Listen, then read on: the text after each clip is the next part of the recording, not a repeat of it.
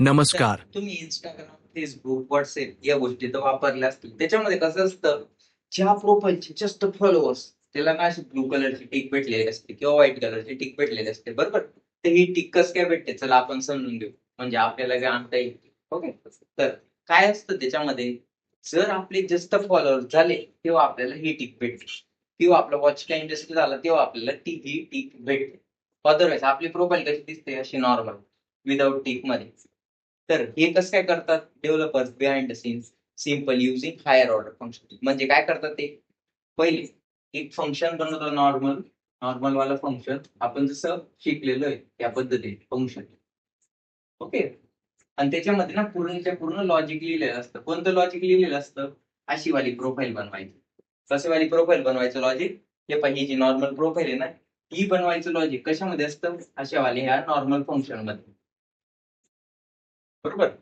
आणि हे जे नॉर्मल फंक्शन आहे ना, हे एक अनादर फंक्शन मध्ये पास केलं जातं ऍज एन आर्ग्युमेंट. म्हणजे वरती एक मोठं वाल पॅरेंट फंक्शन बनलेलं आहे, फंक्शन हे वाला असं. ओके.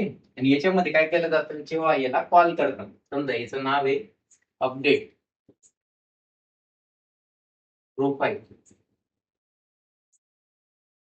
किंवा चेक प्रोफाईल नावाचं हे फंक्शन, CHECK, काय चेक प्रोफाईल. आणि जेव्हा याला कॉल करतात, CHECK आणि प्रोफाईल. ओके. तर काय करतील, याच्यामध्ये पास करत असताना ऍज अन आर्ग्युमेंट या बनवलेल्या फंक्शनला पास करून देतील, म्हणजे प्रोफाईल वाल्या फंक्शन. कशामध्ये, याच्यामध्ये या पद्धतीने.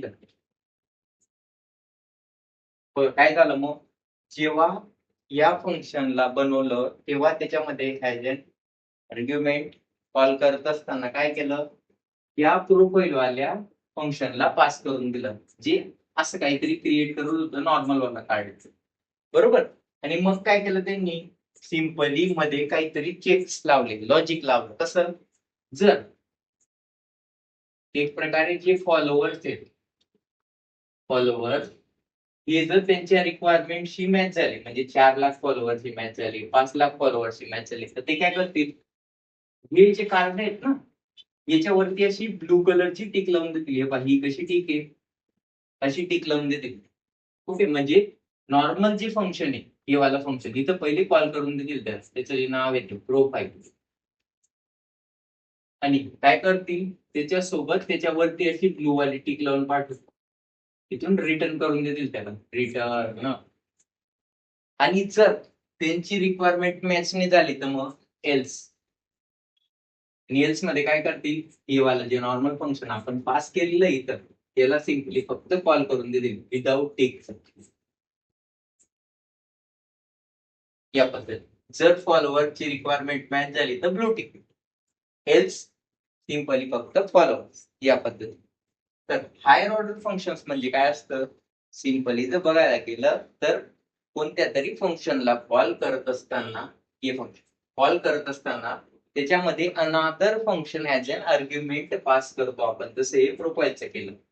आणि पास केल्यानंतर ज्या फंक्शन मध्ये त्याला पास केलेलं आहे, म्हणजे अशा प्रकारच्या फंक्शन मध्ये त्याच्यामध्ये काहीतरी लॉजिक वापरून आपण त्याला चेक करतो. आणि जर ते ट्रुली त्या लॉजिकशी मॅच झालं तर काय करतो, त्याला थोडस एनहॅन्स करतो आणि रिटर्न पाठवून देतो. आणि ते जर त्या लॉजिकशी मॅच नाही झालं तर जसं आहे त्याला तसंच कॉल करून देतो नॉर्मली.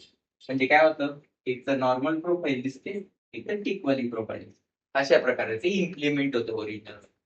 तर हायर ऑर्डर फंक्शनची डेफिनेशन काय झाली मग, simply Wien calling a function, जेव्हा आपण कोणत्या तरी फंक्शनला कॉल करतो त्याच्यामध्ये ऍज अन आर्ग्युमेंट अनादर फंक्शनला पास करतो, आणि हायर ऑर्डर फंक्शन काय करतं, मग त्याला थोडंसं एनहॅन्स करून आपल्याला रिटर्न करून देतो, बस.